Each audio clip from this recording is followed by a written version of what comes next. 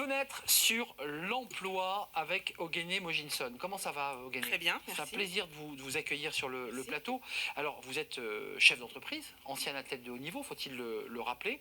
Vous dirigez votre entreprise et puis vous vous êtes engagé dans cette très belle formulation « Entreprendre pour apprendre ». Qu'est-ce que c'est que donc? Expliquez-nous tout. Alors, Entreprendre pour apprendre, c'est une association loi 1901 qui qui veut pousser les jeunes à entrer sur le monde du travail en ayant déjà une belle vision de l'entreprise. Donc, on les prépare au monde de l'entreprise, on leur fait créer une mini-entreprise. Comme en école de commerce un peu. Alors, comme en école de commerce, mais en ayant aucune compétence théorique sur la création d'entreprise, on les lance dans le bain. On leur dit voilà, est-ce qu'il y a des choses sur lesquelles vous avez envie de travailler, des irritants, on fait un brainstorming, on leur dit bon, vous créez une entreprise, quel est le projet que vous voulez porter? Et donc les jeunes travaillent entre eux pour tomber d'accord sur un projet. Ils ont quel âge en moyenne De 9 ans à 25 ans. Ah d'accord, c'est tout petit. On a des tout petits qui vont avoir comme projet d'améliorer le passage des poussettes dans la rue ou quand ils sont un peu plus âgés, ils vont vouloir recréer du lien entre les seniors et les jeunes ou aller chercher des animaux et les apporter aux seniors pour pouvoir créer de la joie dans les EHPAD. Donc en fait, ça va dépendre, ça part de leurs problématiques à eux. Ce qui les traverse finalement. Voilà, donc des problématiques, on a des super projets, on a eu un projet de ceinture vibrante pour des personnes non-voyantes qui pouvaient se cogner face à une porte de camion qui était ouverte, par exemple. Et donc il va détecter un peu, pas par les ondes, les mouvements. Les mouvements. Vraiment, nous, l'idée, c'est de les aider à créer une entreprise, connaître le monde de l'entreprise, faire le pont entre l'école et l'entreprise, de se dire qu'en fait, ils ont des compétences classiques, lire, écrire, compter. Ça prend tout son sens quand on doit calculer un coût de revient, quand on doit communiquer, quand on doit aller chercher des investisseurs.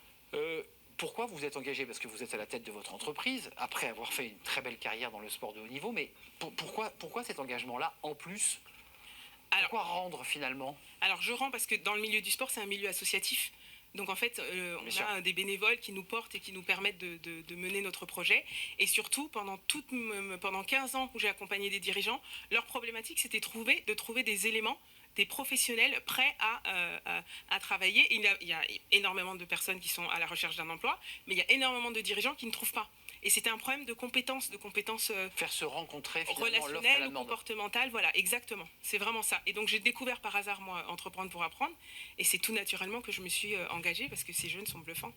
Ogene, qu'est-ce que vous faites concrètement, vous, dans la structure? Alors, vous venez en parler à la télévision pour nous dire que c'est utile et important, mais après, vous asseyez en classe avec ces jeunes, parce qu'il y a des ados, il y a des petits, puis il y a des plus âgés. Vous les prenez par la main, il y a du tutoring, comment vous partagez ce temps?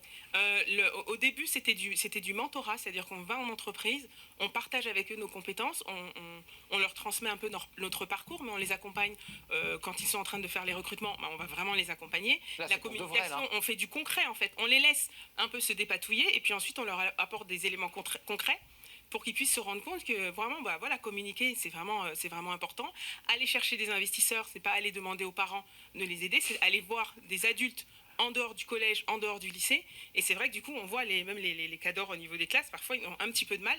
Mais en fin d'année, c'est vraiment le feedback des jeunes, c'est de se dire mais j'ai fait des choses dont je me croyais vraiment pas capable, je peux parler en public. On est bien d'accord que pour ces jeunes qui sont mineurs, puisqu'on parle de collégiens ou même de lycéens, c'est pour de faux, c'est-à-dire qu'ils vont au bout de l'histoire, mais à la fin ils la créent l'entreprise ou c'est d'abord une aventure personnelle humaine sur eux-mêmes?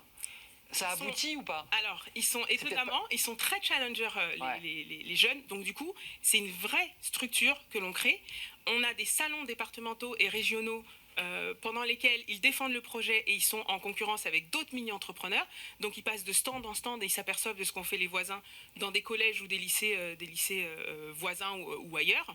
Et vraiment, ils ont vraiment envie de gagner. Donc, ils ont tout un tas de critères à respecter au niveau de la communication, au niveau de la prise de parole en public, au niveau du travail en équipe, parce que c'est vraiment un travail en équipe. D'ailleurs, avant de nous quitter, c'est un vrai sujet que j'évoque souvent sur ce plateau, cette passerelle aussi entre éducation nationale et ces jeunes. On voit souvent que l'éducation nationale n'est pas aux prises ou en phase avec la vie de l'entreprise. Comment on les recrute, ces jeunes? C'est les profs qui vous les envoient? Comment ça se passe? Alors, parce que c'est pas simple, la relation avec l'éducation nationale. Mais on travaille avec des profs formidables, parce que c'est les profs qui portent le projet.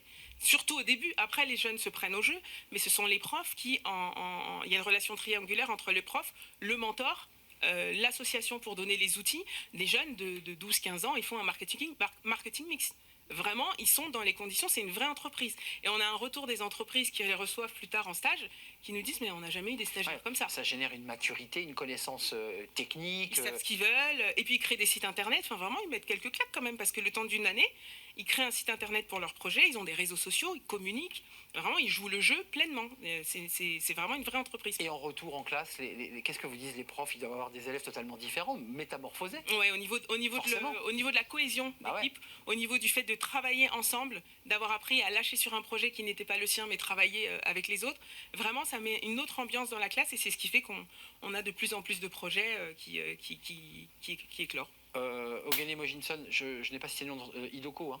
Enego Stratégie. Enego Stratégie. Ça, c'est votre entreprise, c'est votre bébé, puisque vous l'avez créé il y a combien? Vous nous racontiez il y a 3 ans. Hein, c'est presque en fin de carrière, vous avez commencé déjà à basculer vers le monde de l'entreprise, vous aussi. Et puis là, vous rendez à ces jeunes une adresse, peut-être une adresse concrète. Entreprendre pour apprendre. Entreprendre pour apprendre Île-de-France. Donc, on a un site internet, il y a une page LinkedIn qui est très active. On est présent sur tous les réseaux sociaux, c'est très facile à retrouver, ils communiquent de plus en plus. Et vraiment, donc, nos portes sont ouvertes, on a vraiment besoin de bénévoles et de partenaires pour continuer à porter le projet. On a 15 salariés, alors que, oui, on a 15 salariés sur l'Île-de-France. Pardon, 17, il y en a 2 qui viennent d'arriver. D'accord. Et plus on a de salariés, plus on peut porter de projets. Donc pour l'instant, on refuse des projets. Mais combien d'enfants? Combien d'enfants et de jeunes adultes? Alors, à peu près 4000, entre 3000... bah oui, parce qu'en fait, il y a 10 à 15 jeunes par projet. On a plus de 300 projets sur l'Île-de-France, sur l'année. Et donc, et là, avec la reprise des activités, on va pouvoir faire un salon physique et on a hâte, on va vous inviter d'ailleurs. Alors vraiment volontiers, j'aime beaucoup cette initiative, Entreprendre pour apprendre, 4000 jeunes et la structure qui recrute ou qui a recruté et des bénévoles. Ça c'est important que vous puissiez apporter vos compétences. Vous le ferez vivre évidemment sur les réseaux sociaux parce que je sais que vous allez faire vivre ce moment-là. Rajoutez-nous l'adresse. Oui, entreprendre pour apprendre, île-de-france.fr. Le message est passé. Ogene Mojinson, c'est un vrai plaisir de vous accueillir. Merci. Comme à chaque fois. À très bientôt. Merci de nous avoir suivis. C'est la fin de notre émission, vous l'aurez compris. Merci à toute l'équipe. Merci à Alex Polou à la réalisation. Merci à Saïd au son. Merci à Fanny Griesmer, bien entendu. Merci à Margot Ruot et à vous qui nous regardez et qui nous suivez chaque jour. Je serai là demain, bien entendu, pour de nouvelles aventures, de nouvelles rencontres, de nouvelles interviews. À demain. Bye bye.